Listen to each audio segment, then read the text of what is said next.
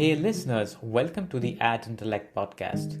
Today we have with us a very special guest, Shruti Mittal. Shruti graduated from IIT Guwahati as an electrical engineer and is currently working at Sprinklr as a product analyst.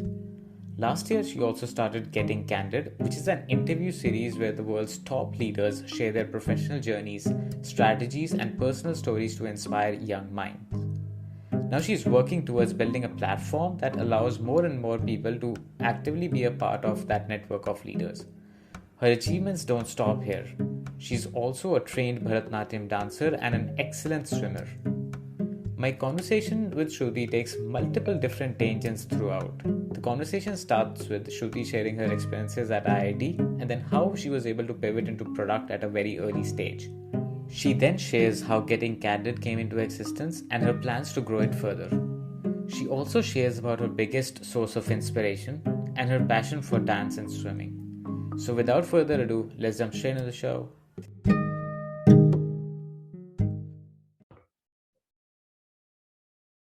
Hey Shruti, welcome to the Ad Intellect podcast. It's great to have you here. Thank you for taking out the time from your busy schedule.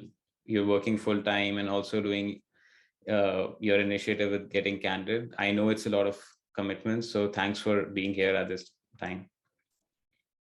Thank you so much for having me here. It's an absolute pleasure to be here with you and great to finally meet you. Awesome. So when I was doing my homework for this podcast, and I was going through your profile, a lot of questions were popping up in my head from here and there. But I think the best way to begin this is by like knowing little bit about your journey. So you graduated in 2020 from IIT Guwahati and then joined Qualcomm as an associate engineer. And then post that, you quickly moved to the world of product, starting as a product analyst at Sprinklr. So I think before we, jump on to your professional journey, let's talk about your IIT experience a bit. So how was it like studying in Guwahati? I know it's an extremely beautiful place and you must have a very pretty campus. So if you can just throw some light on, how was it studying out there? How what kind of student you were? Were you very studious? Like how was the campus life and all of that? Yeah, sure. So thanks a lot for the question. Actually, I'm going down a memory lane right now. But I think to start with, the entire college journey, right, is a very precious time in everyone's lives, I guess, because um, it really makes you learn to live, study, grow, and explore everything that's there around you in a completely different environment, like away from family, away from home. And it makes you make really important relationships in life, whether it's with your friends, colleagues, or professors, and all of that is very precious. And mine was the same. I really am very fond of all the memories that I have there. But I think to start with, for every kid who has ever wanted to go to an IIT, it's a dream come true to walk through those gates and see those big block letters, with IIT written over there, and then walk through it. And it's an amazing feeling. It's unmatched. Uh, and I remember this one incident from the very first quiz that I had, which I remember so clearly, and I think I'll just share. So I always was one of those 10 on 10 kids, always very competitive, and topping the class and everything. So when I came here in IIT, I kind of had those expectations out of me. But one realization that I had was after this quiz that I had. Quizzes are something like, we used to have unit tests in our college, which would be 1 month into the semester. Right before the mid semesters, we would have these small tests that we would have to take. So in the first test, I got an 8 on 10. And looking back, those were great scores. But then I reacted to it so much. I remember I was standing in the auditorium and we were having a concert going on, and I was crying in the middle of it because I had no idea to react to not a 10 on 10 and no idea to react on people getting more marks than me. Mhm. But eventually, I think that's the biggest change that I've seen in myself, that now looking back, those scores seem like great, that those were like great scores. uh, but having said that, talking about IIT Guwahati, like you said, the campus is beautiful. The campus is huge. It's very green. There are a lot of trees around. It's always chilly because we are right next to the Brahmaputra River. Mhm.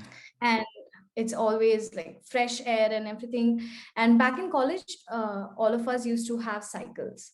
Mhm. So I remember that every time, I needed a break from studies or just some fresh air, I would hop on my cycle and I used to just go around the campus, and it used to be the most wonderful time that I used to have. um, about being studious, yes, I was extremely studious. I think most of the time that I spent in my campus was in the library.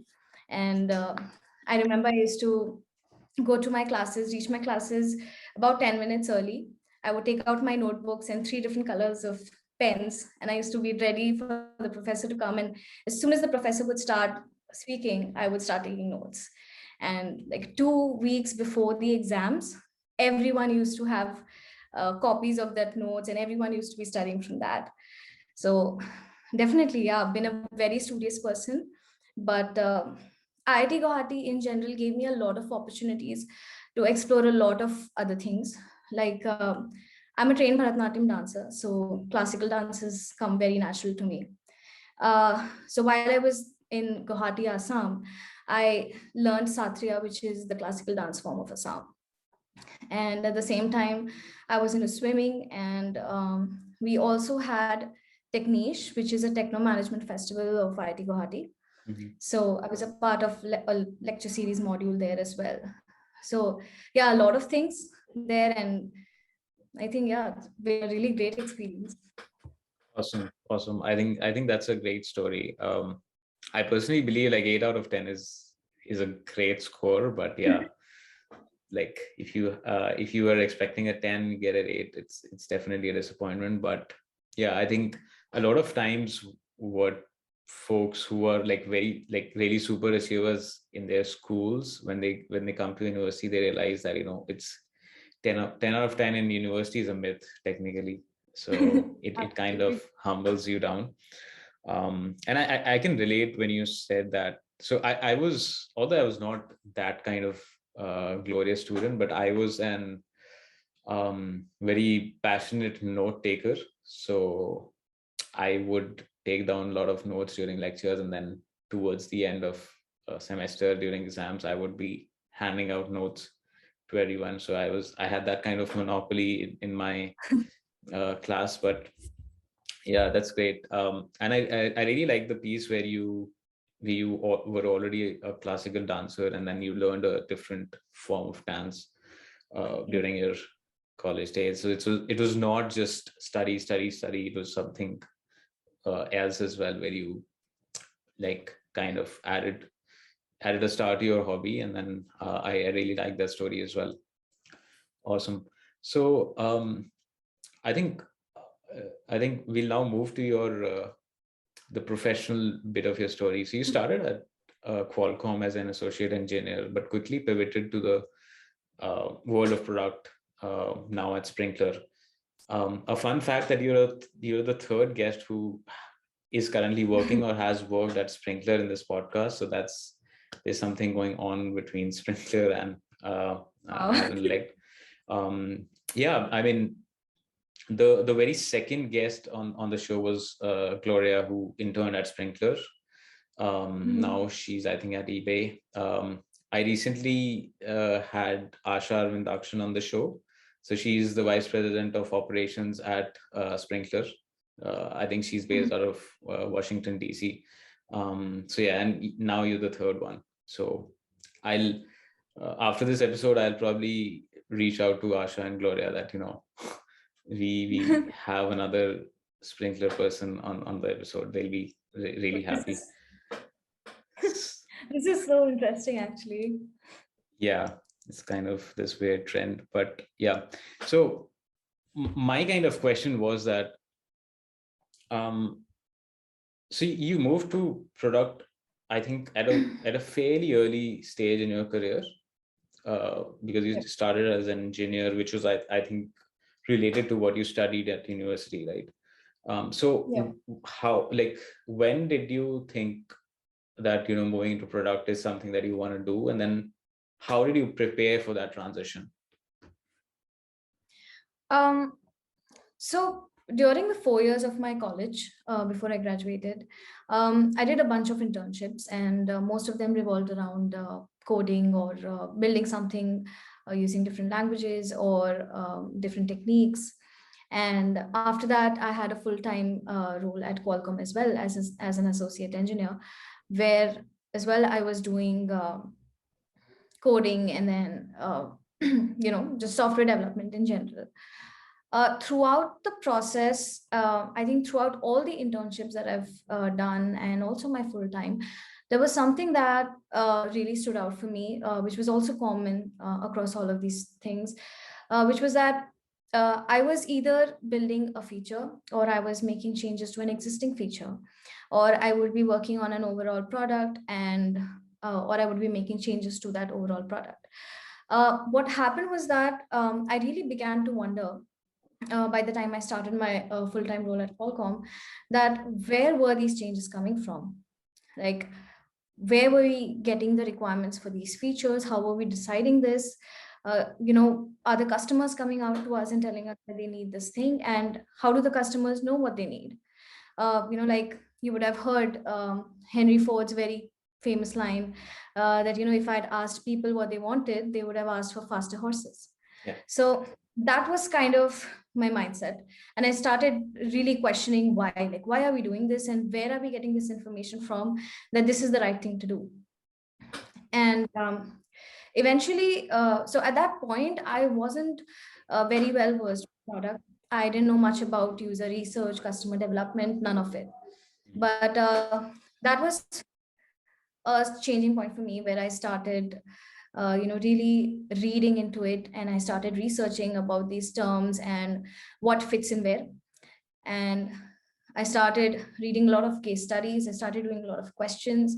And then eventually I started looking at, how different companies have a very different approach to products and how they build in general, how they build their product and how do they respond to what customers are asking for. Uh, Eventually, I would also go on and connect with product managers from different companies, a lot of my friends who were also in product at the time, and I would discuss with them about different ideas that I had or different case studies that I had just read. And eventually, I found one website which gave me about 1,000 to 2,000 questions on product management, and I took probably a month to do all of those questions. And those were case studies, guesstimates, just metrics, like how to measure metrics, etc., those kind of problems. And after that whole span of 2 to 3 months, I finally decided that, okay, product is actually what I want to go ahead with. It is actually something that interests me. And now I'll make the switch. So that's when I applied at Sprinklr, and now I'm working as a product analyst here. Perfect. That's a great story. And it's always great to hear that. So technically your innate curiosity is what that led to you to venture into the world of product. It's always great to hear like these kind of stories, because usually what happens is that somebody would listen that, product is really the big thing right now. It's really getting the traction, it's getting the hype, and that's why I really want to go into product. I think if you think about what was trending 5-6 years back, it was data science.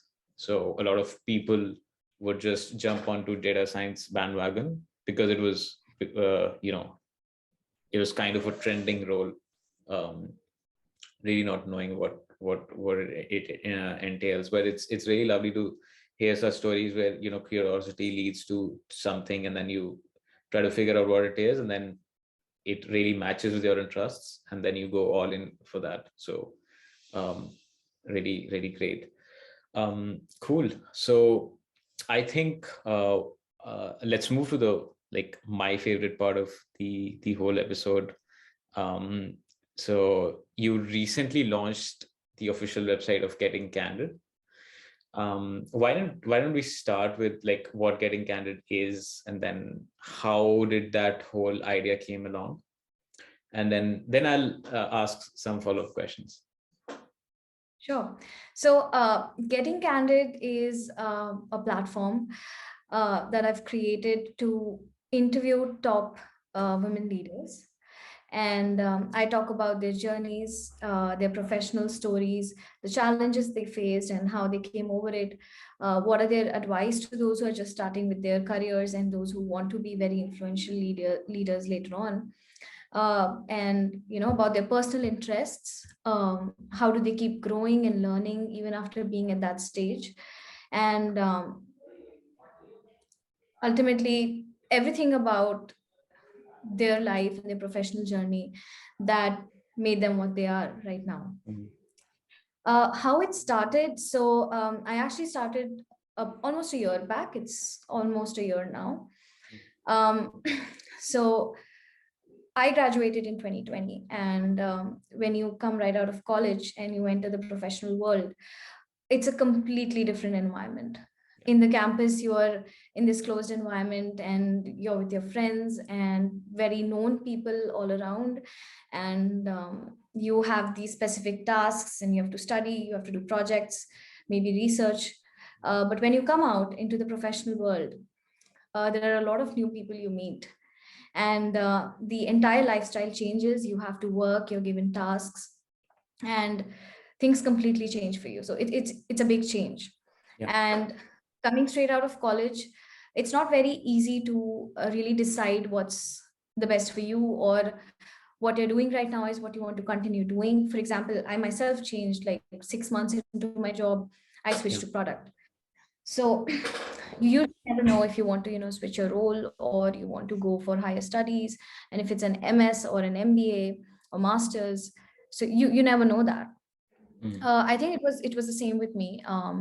And more than that, I made a very big decision switching from development to product. And it was a big decision for me because, like you said, while even when I was in IIT, this is what I always thought that I would do, Yeah. right?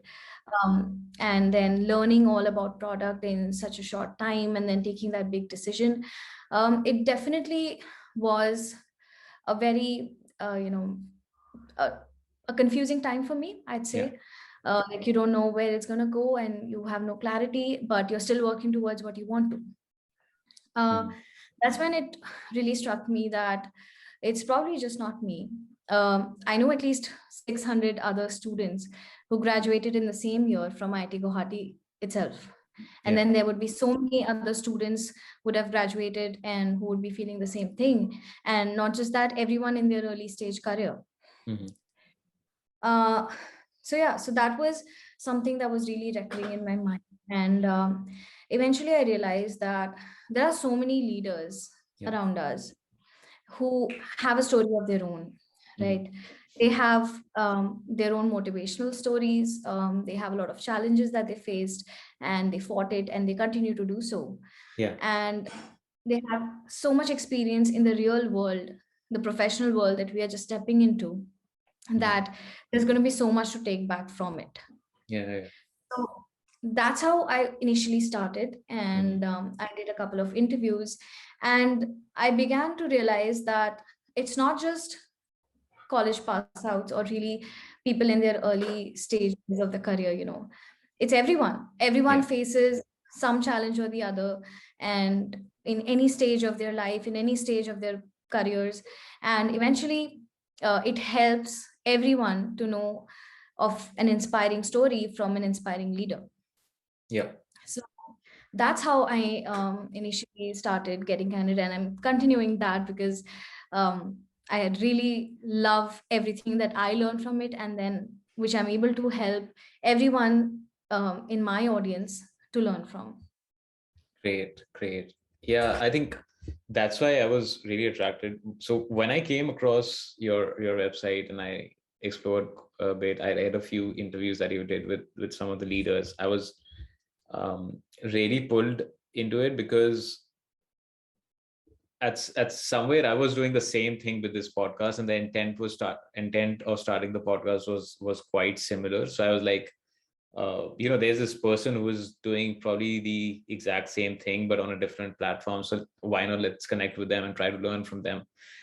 So that was kind of the point where I decided that I would reach out to you for the podcast, and it'll be great to have a conversation with you. Also, like we were talking earlier, right, the way you structure your interviews with those leaders were quite similar. I used to structure my podcasts, so it was really nice to getting to know somebody who's probably doing the similar things also the similar way. So that's really awesome. And I read you frequently talk to various women leaders, and you try to gather insights and actionable ideas from their experience, which is great. Um, I I think I read three of those interviews, and I actually learned quite a lot from the people that were there. So that's great. So I have a few questions bundled around Getting Candid. We'll probably go through them fairly quickly. So like these are like the questions which I decided I really wanted to ask, so that I can probably take away something from them, and then the audience will also take away something from them. So what's your secret sauce behind getting who's who of the industry and Getting Candid? Like how do you approach them so that they let you interview them? Because you really have some great names out there. So just want to know, like, what's your process on how to approach industry leaders? So in general, I keep myself very updated with what's on the news, and who's doing what.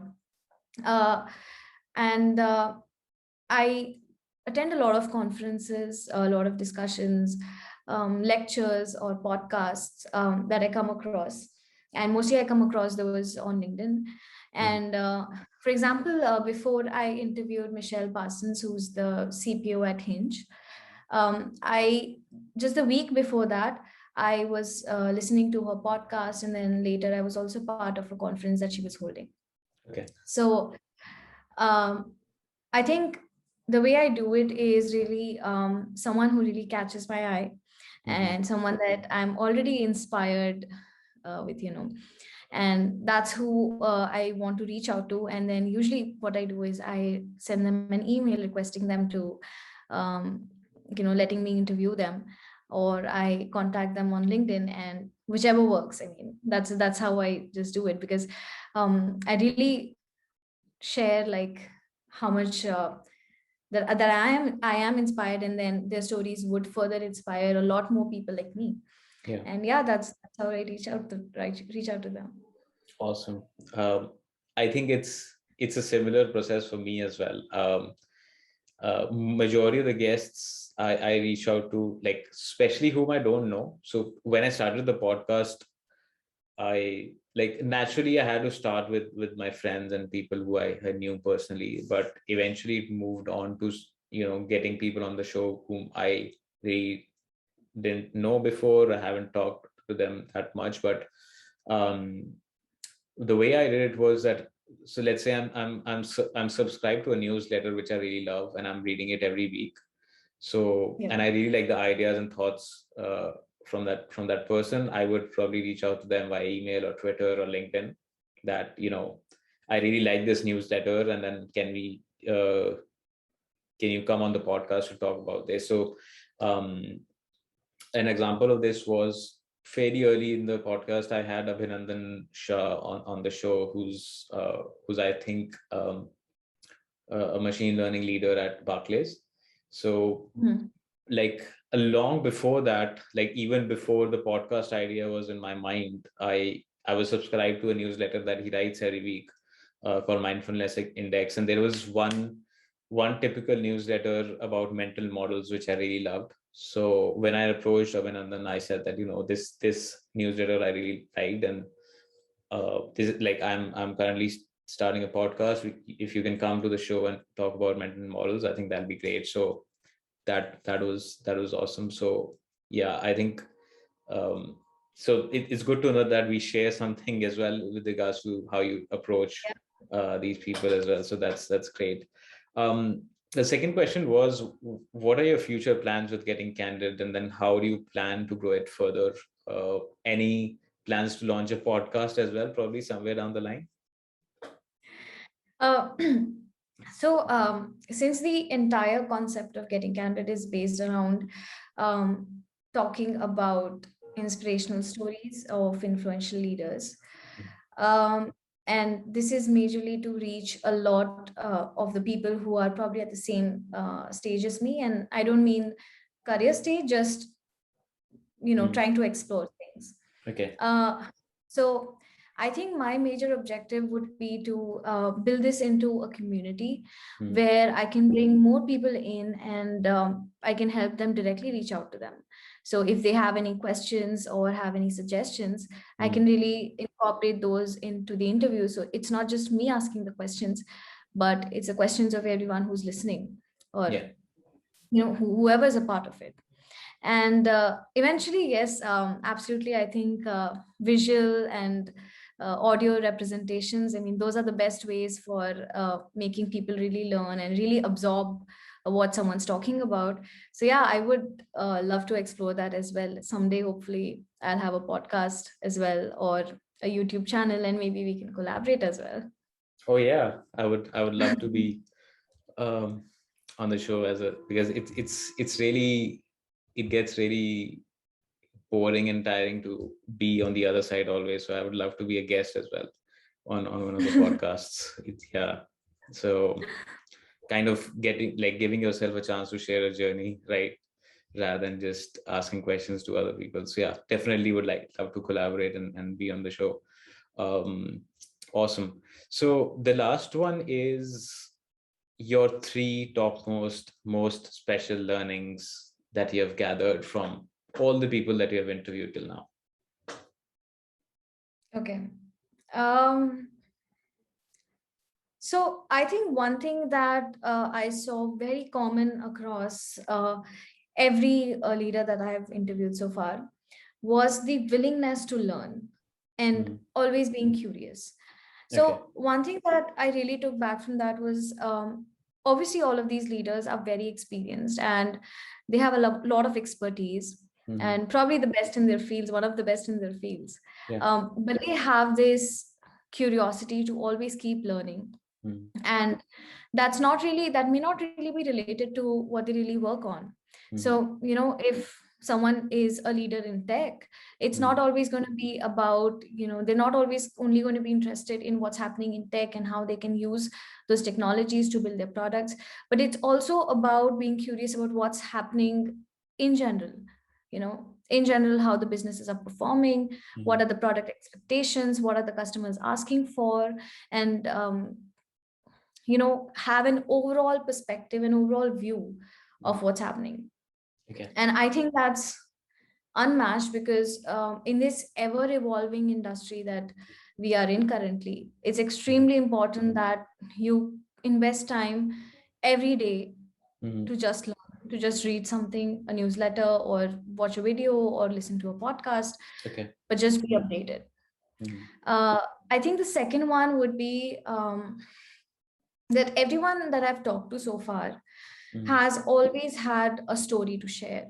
Now, that could be a story that really motivates them, a memory that probably, was a pivoting point in their careers, or some challenges that they faced and they fought those.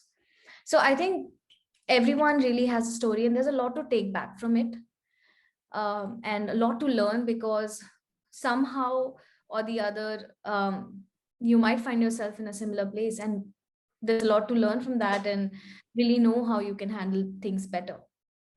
Yeah. And I think the third one that I absolutely believe in myself is something that is basically to believe in yourself and believe in your dreams. I think everyone that I have talked to so far, all of the leaders, they all had some major decisions to take in life. And you know, you have to always take these decisions on what you really want to achieve or what you really want to pursue. But it's just about really having faith in yourself, in your dream, and just going for it. Just work hard for it, just push yourself to it. Obviously you'll have a lot of challenges your way because it's something that you're doing new maybe, but it all boils down to what you're willing to give to it. Yeah. And just go for it, and you know, believe in yourself and believe in your dreams. Awesome. Those are like three wonderful learnings that you just shared. One thing I really would like to add, something I realized while I was doing the podcast, and so as I told you, like especially initially, I had a couple of folks who I already knew from before, really good friends, people from my network. But the thing eventually I realized was that like when you're having these kind of conversations with people, it doesn't matter if you know somebody for like since the last 10 years or you know somebody in the last 10 days, you always end up learning at least one, two, three, four new things when you're done with the podcast or you're done with the interview. So that thing was like truly transformational for me, because I had talked to friends who I knew since a lot of years, and then I would have like gazillion normal random conversations with them. But when I was sitting here doing the podcast and I wrapped up the podcast and I reflected upon it, I actually learned something new. So you know, having these level of conversations, it's truly transformational, because the learning curve that you personally have is really awesome, and it's really inspirational to have such accredited leaders in front of you who are willing to share their story to the world. So that is great. One bonus question very quickly, like so I'll give a background. So when I was starting the podcast, I made a list of so I called it a moonshot guest list, where I throw in names people who are really admired and who I knew it would be next to impossible to have them on the show, but I still made that list just to motivate myself. So do you have such kind of list, or do you have like any moonshot guests that you would like to have on the on Getting Candid?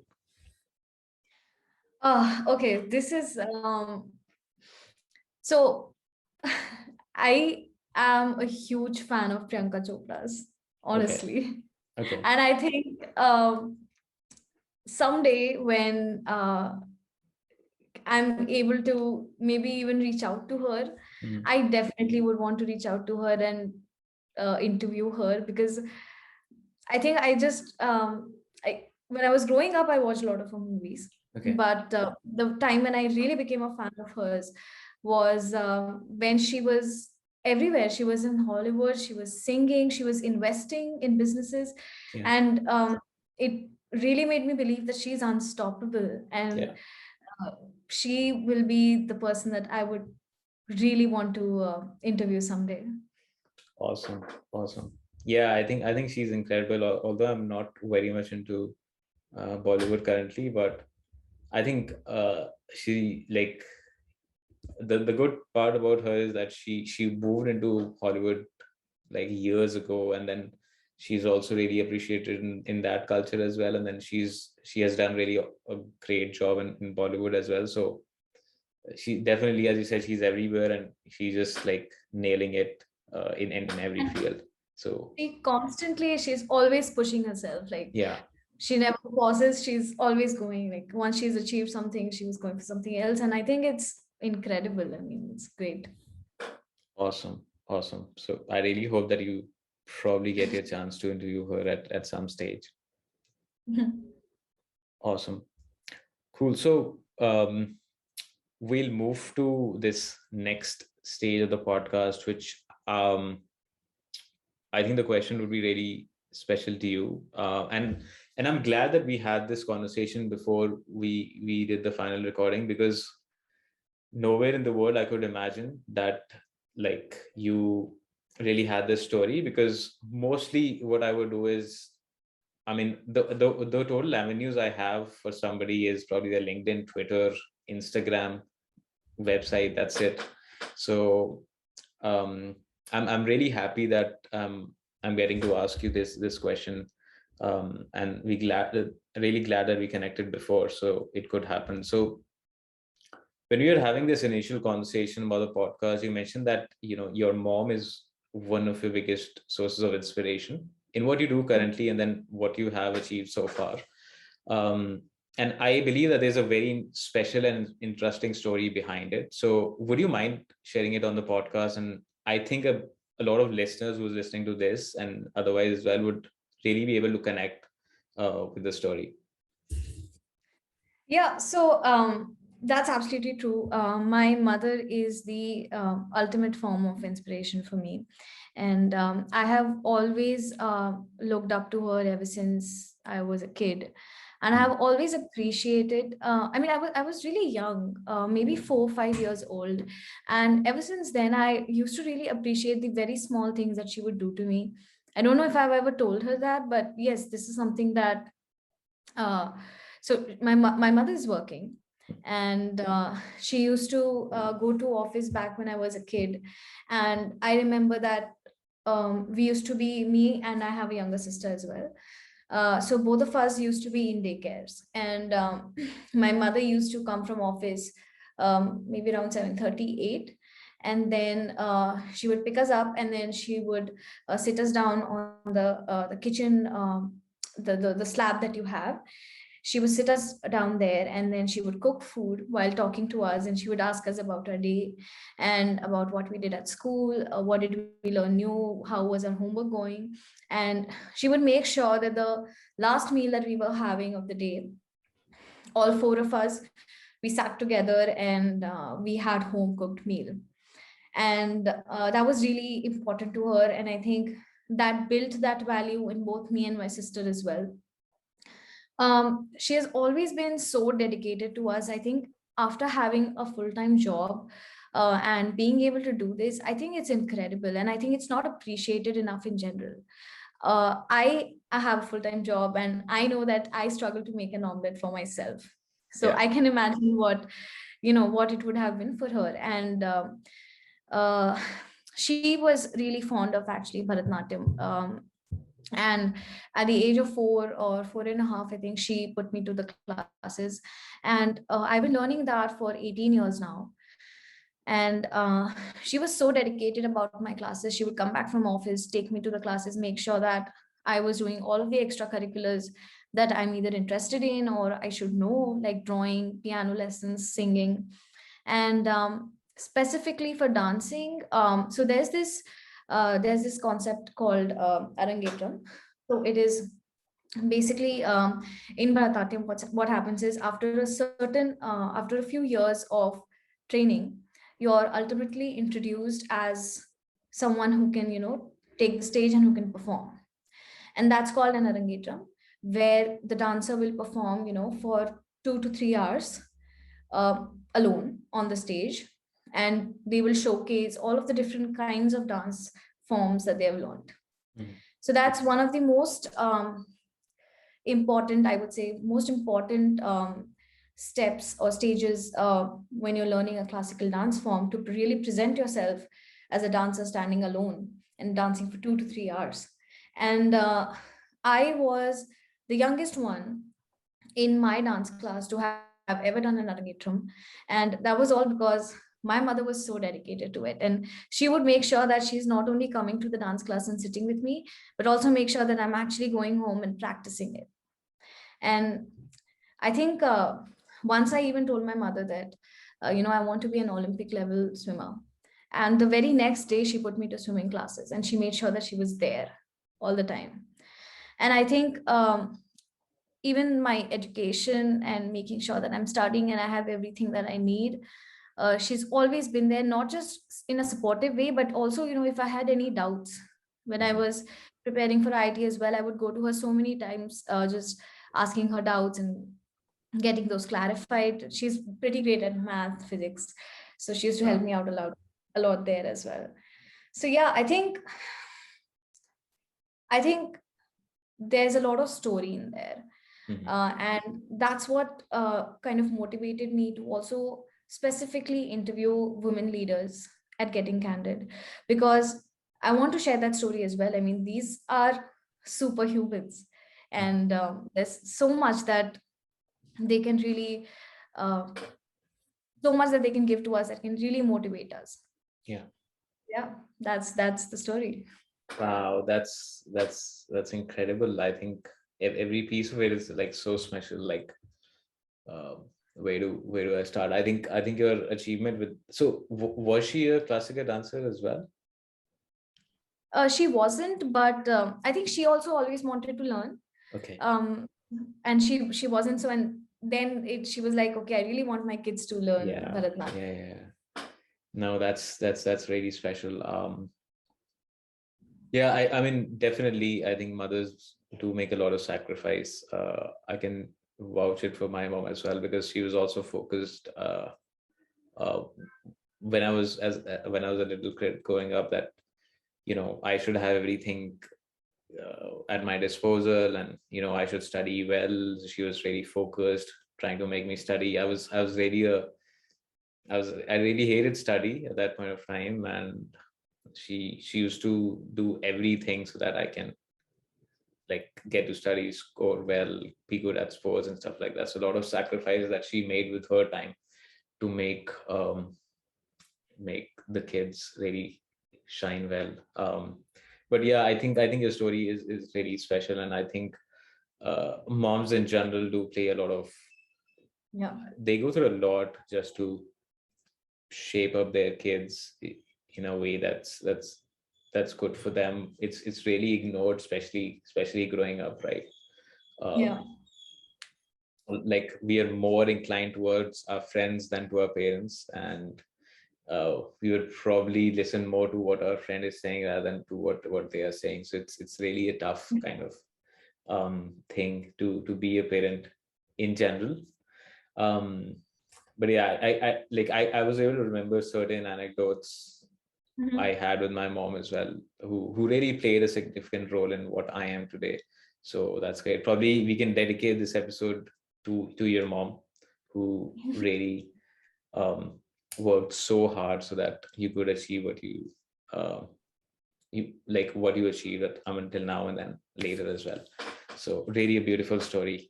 Um, Thank you. cool. Moving ahead, I had saved the last bit of the episode for some fun, light-hearted questions, just to uh, know what you do in your free time, what are your hobbies, what books are you reading. So um, I'll start with a really great question. I know you touched base on some of your memories from your college experience, but what's your absolute favorite memory from IIT? It could be quirky, candid. We are all ears for any sort of memory that you have, which you really reflect upon today as well. um so I think my entire experience was filled with so many great memories that are just flashing right now in front of me. um But I think one of these really stand out. Like I mentioned, we had a techno management festival in IIT Guwahati that's called Techniche. And we also had a module in there which was called Lecture Series and Pro Nights. So what entailed there was basically, we were a team of students. We were led by three heads, and they would guide us and they would teach us. Like when we first came into college, we were freshers and we didn't really have any idea about how this would work. So Mhm. they would really guide us and they would lead the team. And the idea would be to invite speakers from different fields that are there, different industries from different countries, etc. And they would come and they would deliver lectures in our college during this festival. And the second part to that was pro nights, which were a more a cultural uh, kind of a night. So these used to be like, after sunset, there would be these events like, a band probably coming in or a stand-up comedian coming in. So these were some, activities that were there throughout this festival.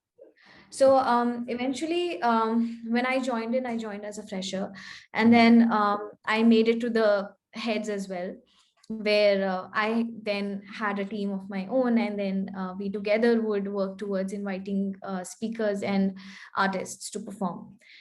Uh, so there was this one event that we had where we had to launch technique to the audience. So every year, what happens is about 6 months before technique, we used to have this entire launch thing where in the auditorium there would be a lot of the students, a lot of audience, and a lot of people visiting the campus, and we would launch technique in front of them, and then we would invite them to the technique that was coming 6 months later. Okay. So I remember that I was given an opportunity by my team to go and launch technique with a partner. And I still remember the lights on the stage when I was standing there. And through the lights, all I could see were silhouettes.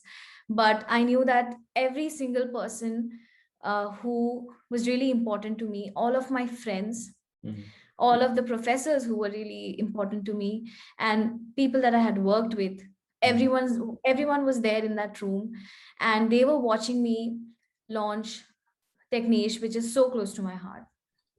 Okay. So I think that was like, I still remember walking on that stage, and I was very nervous because I had to speak in front of so many people. I was terribly nervous, but I have this entire memory so clear in my head, and I can still feel the lights in my eyes.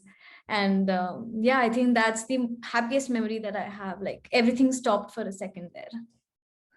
Awesome. That's great. That's awesome.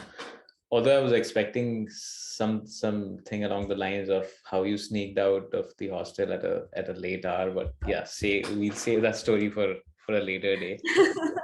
No, that's great. I was personally a really terrible public speaker all through my college days, and I don't think I'm really good now as well, but yeah, I think your experiences back then really, made you like this phenomenal speaker now, and then you're able to interview other folks as well. So everything connects at a later stage.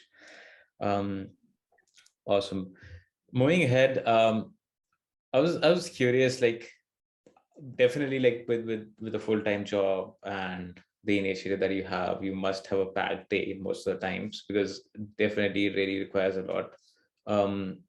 So, but like, do you have certain hobbies that you do in your free time, and how do you de-stress yourself after a long day of work? Do you have certain mindfulness practices? Uh, so I don't actually have anything specific when you talk about mindfulness practices. But yeah, this is something that I do. Usually my day starts at around 9:30 a.m. And what I like to do is I like to wake up half an hour before that. And I spend that half an hour with a diary and a pen in my hand, and I write down everything that I want to do uh, in the whole day. And that includes office work as well as personal work, even a workout, and everything, just everything that I want to achieve before I sleep tonight. And I think that really helps me keep a sane mind throughout the day, and just, it's like a tick tick tick kind of a thing. And that's how it goes for me. And hobbies, I think my absolute favorite hobby is swimming. It's a great workout. And other than that, I think when you're just in the water and you're, just going underwater and you're swimming, it's an amazing feeling. It's like you're cutting off from everywhere, and it's your own time, and you're doing something for yourself there. So yeah, I think that's it. Awesome. That's great. Do you still dance? Like, Do you still practice classical dance now? Sadly, I don't really do that a lot.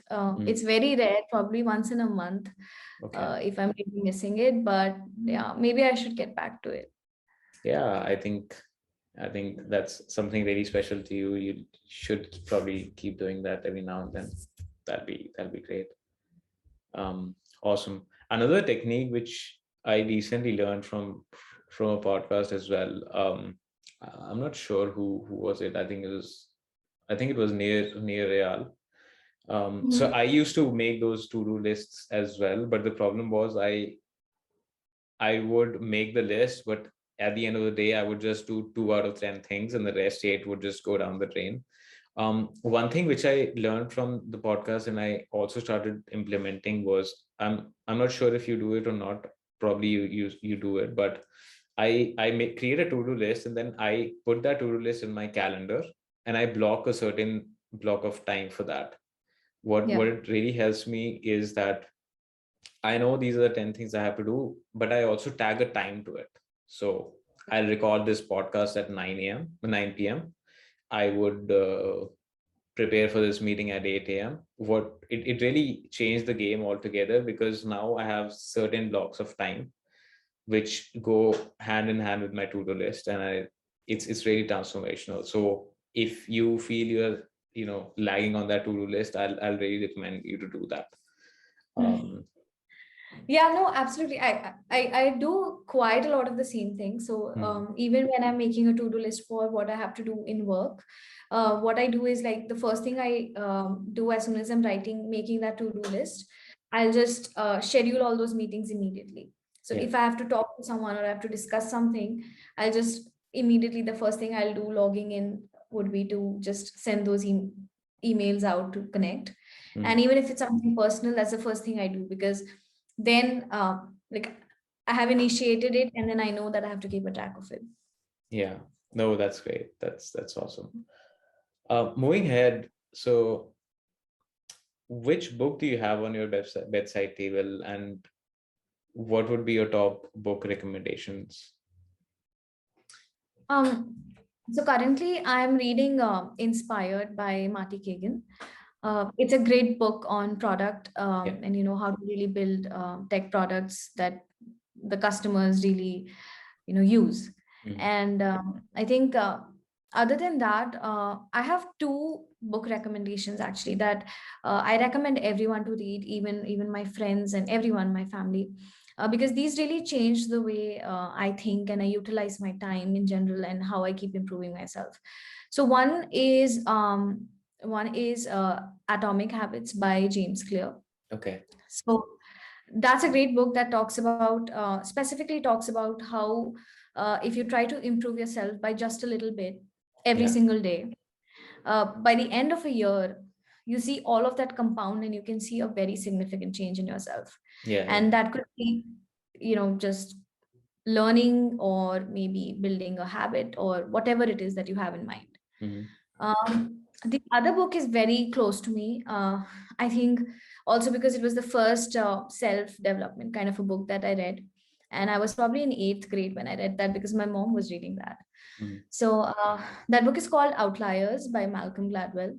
Wow. And what he talks about that really stuck with me, even, something that I really practice even today, Mm-hmm. is how putting an effort into something really makes a difference and really Yeah. makes you perfect.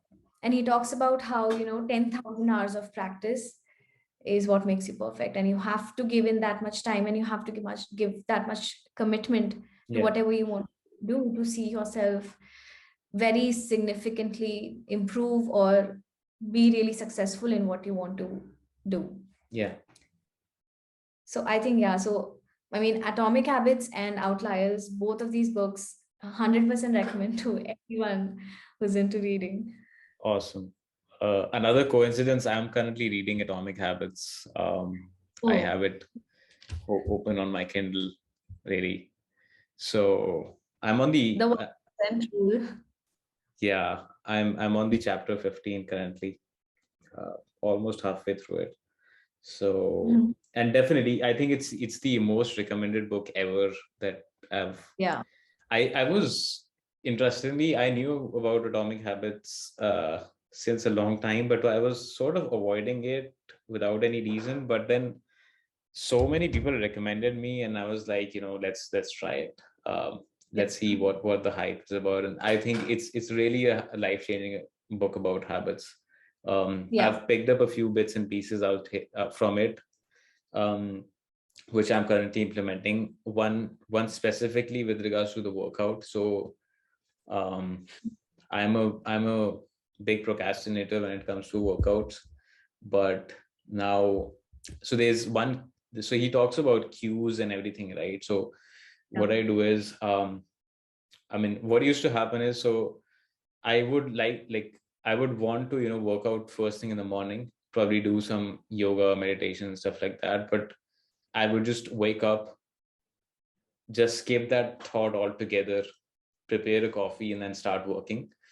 But now what I have tried to do it is so the last night I would uh, put down the yoga mat on the floor, place my dumbbells right next to it, and just keep it very near to my bed, so that when I wake up now, the first thing that I have to do is work out. So I've tried to do that, and I actually tried it last week, and currently I'm on a 7-day streak of the workout. So I haven't missed a workout since then. So it That's, it, it really works. I think Um, you should celebrate that. yeah. So no, I think that's a great book. And Outliers as well. Another one, I have it on my Kindle. Haven't read that yet, but definitely on my reading list. Um, Yeah, yeah, absolutely. Awesome. No, I think those are great recommendations. And Inspired as well, I have read it because I'm also very enthusiastic about digital products and everything else. It's another great book.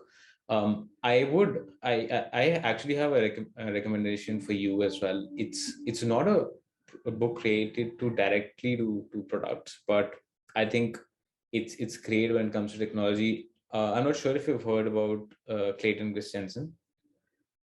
I've not. Let me note it down. Yeah. So he um he passed away last year probably, but he was a great person when it comes to innovation and stuff like that. I think he was a professor at Harvard. I'm not 100% sure. Um, Mhm. but there's this book called The Innovator's Dilemma. So he's a series of books around innovation and digital products, which is really great the way he thinks about all these things. So I would totally recommend that. Um, I'll yeah, definitely. awesome, great. Um, so this question I picked up from another podcast. I won't take credit for it, but I think it was really thoughtful and insightful, and I really wanted to ask you this question. So when you grow old and you look back on your life, how do you want people to remember you? Wow, that's a great question. Yeah. I think for me, it is really important to be remembered as someone who is very kind. Mm-hmm. And I think I get this from my father. He's an extremely caring person, very kind, and always there for his friends or family, whoever needs him. Mm-hmm. And I think ultimately, whatever relationships you make, whether those are friends or professional relationships, whatever it is, ultimately people do remember you by how you treated them, and if you were there for them when they needed you. And I think that's something that I really value. And in fact, if I picture myself old, I see myself sitting, somewhere in the backyard with my friends playing bridge, maybe, I don't know. So yeah, I mean, that's relationships that I build are something that I would want to take with me. And I think that would really mean that I value kindness a lot. And I think that's how I would want to be remembered. Wow, that's a very profound thought, and I think that's a great thought. Definitely, kindness trumps everything. in the end. And yeah, I think it's a great note to end the conversation. I really thank you again for your time with this.